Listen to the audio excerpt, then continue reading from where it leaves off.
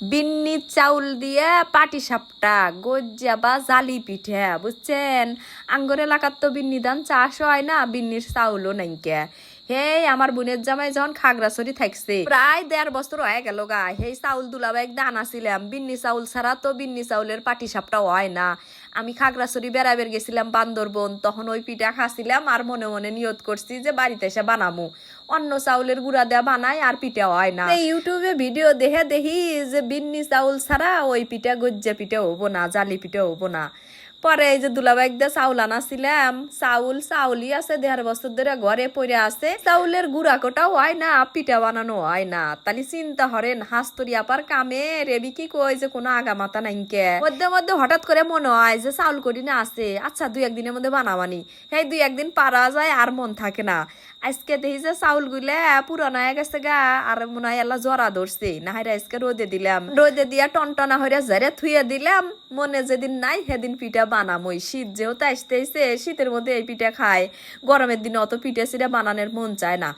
এই যে বিকেলে কাম কাজ হইরা গেটটো তালা দিয়া যাইতেছি লোক এই যে মামাতো বোনের কাছে যাই আল্লাহ বসে থেকে আসি গা। যখন আমার কাম কাজ শেষ হয় অবসর বসে থাকি, বাল ঠেকে না, একলা একলা ঠেকে, তখন যাই লোক এই যে মামাতো বোনের একটা ছোট ছল আছে, বিটি ছল।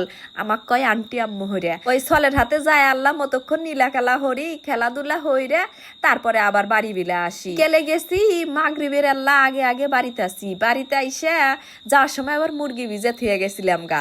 আইসা হইরে কোন রকম পেঁয়াজ কাইটে আলু কাইটে নিয়ে এই যে সালন তুলে দিই। এই যে মুরগির গোস্ত জাল্লা, এই মুরগির গোস্ত জাল্লা আমি আগেই হলদি আর লেবু রস দিয়ে মেহে থুয়ে গেছিলাম। এখানে এসে খালি ধুইয়া এই যে মশলার মধ্যে ছাড়িয়ে দিলাম। আমি মধ্যে মধ্যে আল্লাহ হলদি দিয়া লেবু রস দিয়া লবণ দিয়া মেহে থুই, মনে হরি যে আল্লাহ স্বাদ নেকবে নি, কিন্তু স্বাদের কোনো এর ফের বুঝি না, এবি মেহে থুই মনের আউসে বুঝছেন। মাছ যদি আপনি লেবু দিয়া হলদি বেশি দিয়া নুন দিয়া মেহেথন, তাহলে যে মাছের যে পুরা দমে যে গন্ধ, সেই গন্ধ মেলা কমে যায়গা, মাছ খাতে খালে স্বাদ লাগে। আর মুরগির গোস্ত মেহে থুলি আমি আর কোনো কিছু পরিবর্তন বুঝি না। আর এই যে দেখতেছেন 4 মরিচ, আমার গাছের পাহাড়ি কাইলা মরিচ, এই 4 মরিচ দিয়ে আজকে করলো আমার সালুন।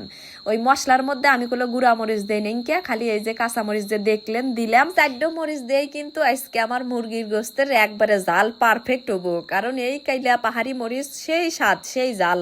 পেঁচাল পাটতি পাটতি করলে আমার সালুন জল দিছি ওয়াও গেছে গা। এখন আজকে আমি কি করবো, সালুন করলে তেলানি দিমু না, এলা জিরা টেলে নিয়ে জিরার গুঁড়া ছাড়িয়ে দিমু, ভাজা জিরার গুঁড়া।